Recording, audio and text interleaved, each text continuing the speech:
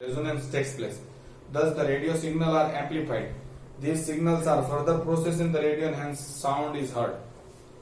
देखो एंटीना होता है रेडियो में और वहां से रेडियो स्टेशन से कोई भी वेव्स वो वहां से रिले कर रहे हैं और यहाँ पे एंटीना उसको पिकअप कर रही है। तो हम लोग जब मैच करते हैं, ठीक है, स्टेशन मैच करते हैं, तो कब स्टेशन क्लियरली बजेगा? एग्जैक्टली वो रेडियो की वेव्स जो सेंड कर रहे हैं वो और हमारे यहाँ रिसीवर की वेव्स दोनों मैच हो जाती है, तो एग्जैक्टली आपको बहुत अच्छा साउंड सुनाई देगा। Resonance in close air experiment एक दिया है। देखो यहाँ पे एक बहुत सुपर एक्सपेरिमेंट है जो कि काम का कुछ नहीं है, लेकिन आपको सुनाई क्लियर करने के लिए आइडिया कि ये हो सकता है इस तरह का, ठीक है।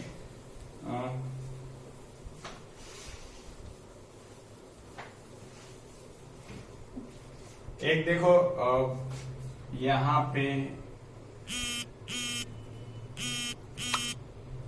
ठीक है, एक ऐसा है और यहां से वो पानी का निकलने का है, ठीक है, ब्यूरेट है, इसको ब्यूरेट हम लोग बोलते हैं, मेजरिंग होता है, इसको लगा दिया जाता है और आयरन स्टैंड में और यहाँ पे पानी कलेक्ट करते हैं, ठीक है। अब क्या करना है, ट्यूनिंग फोर्क को, वाइब्रेटिंग ट्यूनिंग फोर्क को यहाँ पे लाना है, ठीक है, और टच नहीं करवाना है। ये जब वाइब्रेट होता होगा तो इसके वाइब्रेशन नीचे जाएंगे, ठीक है, तो दैट इज कंप्रेशन। कंप्रेशन में बताते हैं, देखो यहाँ पे मैंने आपको बताया था स्पीकर है और यहाँ पे कुछ कुछ पार्टिकल होंगे, ठीक है, ऐसे पार्टिकल होते हैं हवा के। जैसे ही स्पीकर आगे बढ़ेगा तो ये जो पार्टिकल है, मतलब स्पीकर यहां तक आया वाइब्रेट हो गए, तो वो जो पार्टिकल थे वो यहाँ पे आ जाएंगे और they can create a denser region. ये डेंसर रीजन क्रिएट करते हैं, इसको हम लोग कंप्रेशन बोलते हैं, ठीक है। तो यहां पे बीच में कम होगा फिर वापस होगा ऐसा। तो जहां जहां बहुत ज्यादा है, मतलब पार्टिकल जहां पे कलेक्ट हो जाते हैं उसको कंप्रेशन बोलते हैं, और जहां पे कम पार्टिकल होते हैं उसको रेयर फ्रैक्शन बोलते हैं। तो वेव्स ऐसे आगे बढ़ती है, कंप्रेशन एंड रेयर फ्रैक्शन। तो हम लोगों ने वेव्स में ऐसा पढ़ा होगा, trough, crest and trough sorry. लेकिन मुझे ये वेव्स है जो ट्रांसवर्स वेव्स है उसको रिप्रेजेंट करना है, तो क्या करूं मैं? ऊपर क्रेस्ट को हम लोग क्या बोलते हैं? कंप्रेशन, ठीक है, और ये वाला जो रीजन है उसको हम लोग रेयर फ्रैक्शन बोलते हैं, ठीक है। तो ये दो चीज है।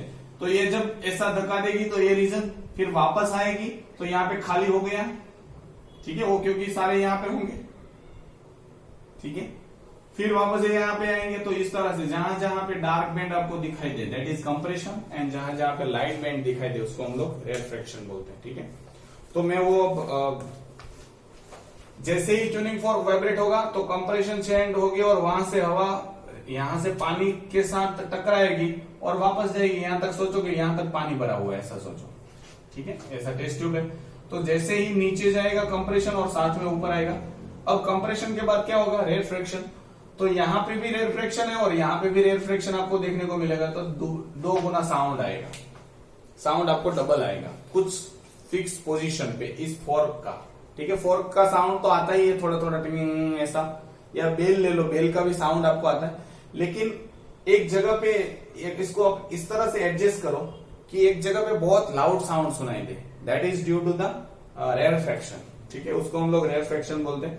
थियोरेटिकल एक्सप्लेनेशन यहाँ पे उसका दिया है, फेंट साउंड भी सुनाई देगा और बहुत तेज साउंड भी सुनाई देगा। कुछ जगह पे आप कुछ वक्त पे आपको लाउड साउंड सुनाई देगा। Suppose the length of air column in the burette के अंदर एयर कॉलम है, उसकी लेंथ एल रखी है।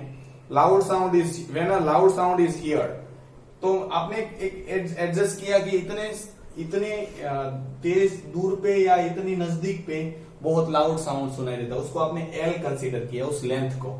एयर कॉलम होगी ना वहां पे इतनी, क्योंकि हवा पानी यहां से है, तो इतनी दूरी पर बहुत अच्छा साउंड सुनाई दे रहा है, तेज। Imagine at this length the vibrating tuning fork send waves of compression, यहाँ पे सेंड कर रहे कंप्रेशन की, मतलब ये इस तरह से धक्का देंगे। वो फ्रैक्शन ऑफ सेकंड की बात करो, ये घंटों तक नहीं रहता है, एक फ्रैक्शन ऑफ सेकंड तक इस साइड आया होगा, फिर ऐसे ऐसे वाइब्रेट होगा, तो वो हमको जो नीचे आता है तब हम लोग कंप्रेशन सेंड करेंगे, उसी वक्त वो बड़ी तेजी से जाती है, वेव्स आती है और जाती है। Compression will reflect as the waves of compression on strike denser medium water, पानी पे टकरा के फिर वापस जाएगी। It will then travel towards the open end and on meeting free air of less density reflected back as a waves of rarefaction। अब जैसे ही ऊपर चली गई अब rarefaction आ रहा है तो rarefaction नीचे आएगा। अब यहां पे भी rarefaction था। Now if at this moment the tuning fork send a waves of rarefaction after completing half vibration, अब tuning fork में भी rarefaction है और इस air column में भी rarefaction है, मतलब कम डेंसिटी वाला एरिया है, क्योंकि जो डेंसिटी आई थी वो चली गई। अब यहाँ पे पूरे एयर कॉलम में कम हो गया है डेंसिटी, क्योंकि जो थी वो चली गई। अब वहां पे भी वो खींच रहा है तो उसकी वजह से एक साउंड सुनाई देगा एंड दैट इज रेजोनेंस। ये आपको, तो ये एयर कॉलम है, rarefaction will add up with the new rarefaction to give rise to the bigger rarefaction, तो आपको बहुत बड़ी तेज आवाज सुनाई देगी। आप रूम में ऐसा करना कि आप बोलते बोलते जाओ, एक कॉर्नर का एक पार्ट जहां पे आपकी आवाज लाउड सुनाई देती है, ठीक है, आप प्रैक्टिकल तौर पे कर लेना। घर में कहीं पे एक जगह होगी आपकी आवाज और किसी की भी आवाज उस जगह से बहुत लाउड आती है, तो क्या होगा, एयर कॉलम का मैच हो रहा होगा, फ्रीक्वेंसी मैच हो रही होगी, तो आप जहां पे खड़े हैं उस जगह का एयर का और आपकी फ्रीक्वेंसी का, आपने कभी कुएं में भी ऐसा देखने को मिलता है कि आपकी आवाज बड़ी तेजी से आती है, तो सेम थिंग्स रेयरफैक्शन वाले। और force vibration, next is last is force vibration and resonant vibration. ये दो टॉपिक दिए, उसके डिफरेंस दिए। फोर्स वाइब्रेशन हमको पता है, external force, vibration produce by body under the external force और some frequency rather than its own natural frequency, अपनी नेचुरल फ्रीक्वेंसी के अलावा, क्योंकि नेचुरल फ्रीक्वेंसी तो वो है, अब उसको डैम्प्ड हो जाने वाली एक्सटर्नल फोर्स उसको रोक के रखेगी, ऑपोज करती है एयर। अब मुझे उसको कंटिन्यू रखना है तो मैं एक्सटर्नल फोर्स लगाऊंगा, that is force vibration. Resonance क्या है, vibration produced by body under the external force of the same frequency at its own natural frequency are called resonant. Natural frequency जितनी है उतना ही फोर्स लगा रहे हैं तो और तेजी से आवाज आएगी।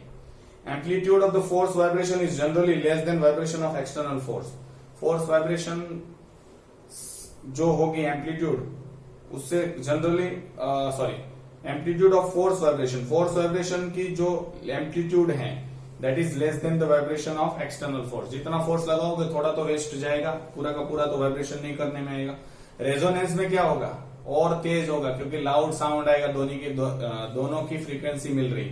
फॉर एग्जाम्पल आप अकेले गाना गा रहे हो और आपके साथ दूसरा कोई है वो भी गाना गा रहा है, तीसरा है तो they all adds up and make a group song. आपने शायद सुना होगा, अगर सब एक साथ गाते हैं तो जबरदस्त आवाज आती है, ठीक है। बहुत नॉर्मल में ही गाते, चिल्ला चिल्ला के नहीं गा रहे, नॉर्मल आवाज में गा रहे, लेकिन सब एक साथ मिलके गा रहे हैं तो बहुत तेज आवाज आती है, क्योंकि सबका नेचुरल फ्रीक्वेंसी मैच हो जाता है सब। Next, vibration produce in the body are not in the same phase compare to the external periodic force. Periodic force जितनी नहीं होगी, यहाँ पे क्या होगा, are in the same phase compare to the external periodic force. तो दोनों की डिफरेंस आपको फोर्स वाइब्रेशन में वाइब्रेशन है वो सेम फेज वाली नहीं होगी, इसमें सेम फेज वाली होगी। फोर्स वाइब्रेशन में क्या है, vibration last for a very small interval of time. Force vibration को आपको पीरियोडिक फोर्स एक्सटर्नल लगाना पड़ेगा, और ये वाला है रेजोनेंस, एक बार अगर बजा दिया तो दोनों एक दूसरे को बजा बजा के फिर बहुत देर तक आपको आवाज सुनाई देगी। तो यहाँ पे हम लोग ये टॉपिक जो है वो कंप्लीट करते हैं। नेक्स्ट जो हम लोग टॉपिक है वो नेक्स्ट वीडियो में हम लोग म्यूजिकल नोट्स एंड नॉइज के बारे में पढ़ेंगे। Thank you very much.